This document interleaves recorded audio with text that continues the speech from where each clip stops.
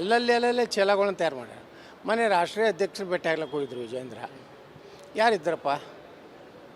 ಯಾರು ಒಬ್ಬರೇ?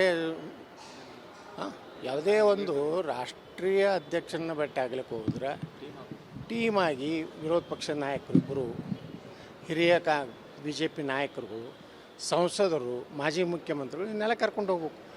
ಅವೇ ಸಂಖ್ಯಾ ಬಾಳೆ ಮಗಲ್ ಅದಾವಲ್ಲ ಅವನ್ನ ತೊಗೊಂಡು ಹೋಗ್ಯಾನ ಚೀಲಗಳನ್ನ.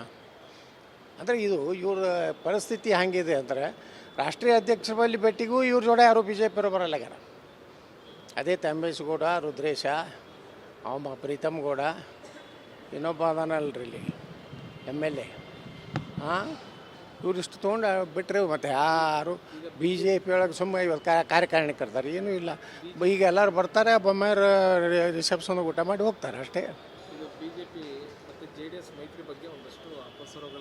ಅದು ನೋಡ್ರಿ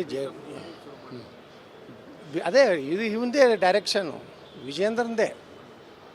ವಿಜೇಂದ್ರ ಒಟ್ಟೆ BJP JDSನವ್ರ ಜೊತೆಗೆ ಹೊಂದಾಣಿಕೆ ಆಗಲಿಕ್ಕೆ ತಯಾರಿಲ್ಲ. ಯಾಕಂದರೆ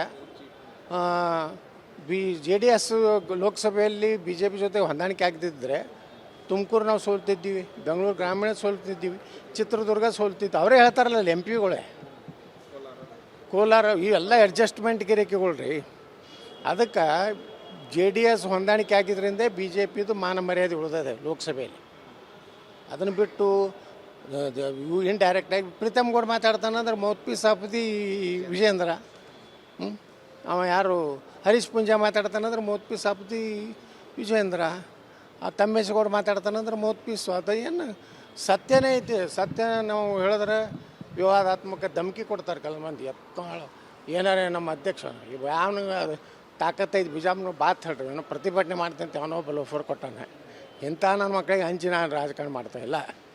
ವಿಜೇಂದ್ರ ಬಗ್ಗೆ ನಾನು ದಿನ ಮಾತಾಡ್ತೀನಿ. ಬಿಜಾಪುರ ನೋಡೊಂದು ಬಿಜಾಪುರನಾಗ ಯಾರು ದಮ್ ಐತಿ ಬಂದು ನಾನು ಮುಟ್ಟಿ ನೋಡಲಿ.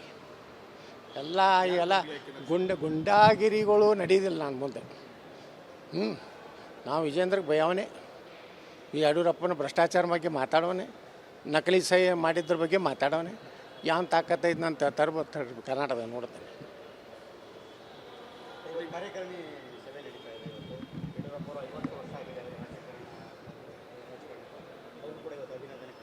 ಅಭಿನಂದನೆ ಸಲ್ಲಿಸಬೇಕು. ಅತಿ ಹೆಚ್ಚು ಭ್ರಷ್ಟಾಚಾರ ಮಾಡಿದ್ದಕ್ಕೆ, ಮಗನಿಗೆ ಸಹಿ ಮಾಡಿಸೋಕ್ಕೆ ಅಧಿಕಾರ ಕೊಟ್ಟು ಮುಖ್ಯಮಂತ್ರಿ ಕುರ್ಚಿಯ ದುರುಪಯೋಗ ಮಾಡಿಕೊಂಡಿದ್ದಕ್ಕೆ, ಹೆಚ್ಚು ಭ್ರಷ್ಟಾಚಾರ ಮಾಡಿದ್ದಕ್ಕೆ ಅವ್ರಿಗೆ 50 ವರ್ಷದ ಅಭಿನಂದನೆಗಳನ್ನು ಸಲ್ಲಿಸಲಿಕ್ಕೆ ಸೇರ್ಯಾರ.